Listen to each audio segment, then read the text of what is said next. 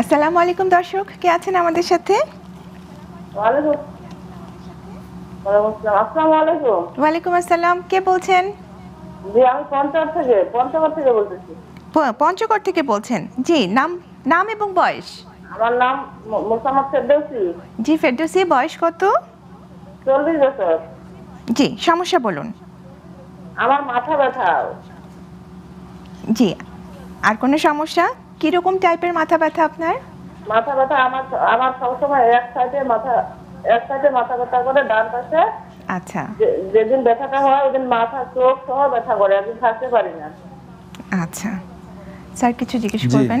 উনি একটা কথা বলতেছেন, উনি এক পাশে ব্যথা এক পাশে হয় এবং চোখ সহ ব্যথা করে এবং সাথে চোখও ব্যথা। ওনার মাথা ব্যথার সাথে আপনার কি বমি বা বমির ভাব এটা কি আছে,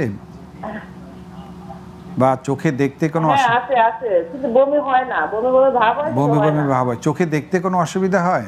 হয়। চোখে দেখতে কোনো, আবার যখন মাথা ব্যথাটা সেরে যায় তখন চোখের ঝাপসাটাও চলে যায়, তাই না? হ্যাঁ। আচ্ছা, আর কখনো খিঁচুনি হয়েছে, অজ্ঞান হয়েছেন, এরকম ঘটনা কি কখনো ঘটেছে? না, ঘটেনি। এক পাশে ব্যথা জি হয় দর্শক আমাদের এবং সাথে ওনার আলোর দিকে তাকাইতেও আপনার অসুবিধা হয় তখন? সমস্যা হয়। এটা একদম টিপিক্যাল মাইগ্রেনের সমস্যার কথা উনি বলছেন। এবং মাইগ্রেনের জন্য অ্যাকচুয়ালি পরীক্ষা করাইয়ে কোনো কিছু পাওয়া যায় না, ইউজুয়ালি একটা চিকিৎসা দিতে হবে। সেটা হচ্ছে আমরা প্রথমে একটু নাপা জাতীয় ওষুধ দেব, সাথে দিতে হবে যেটা আমরা দেই আর কি, মাইগ্রানিল বা ফিজোফেন বলে একটা ওষুধ আছে, টলফেনামিক অ্যাসিড আছে, যে টলফেনামিক অ্যাসিড টাফনিল নামে পাওয়া যায়, সেটা দিতে পারেন। এর সাথে একটা ক্রনিক দীর্ঘদিন যাতে না ওঠে, এটার জন্য ফ্লুনারিজিন বা এই ধরনের একটা ওষুধ দেওয়া যায়। এছাড়াও আরও কিছু ওষুধ আছে, যেমন ভ্যালফ্রোইক অ্যাসিড ইউজ করা যায়, আর এটা আছে টোপিরামিড।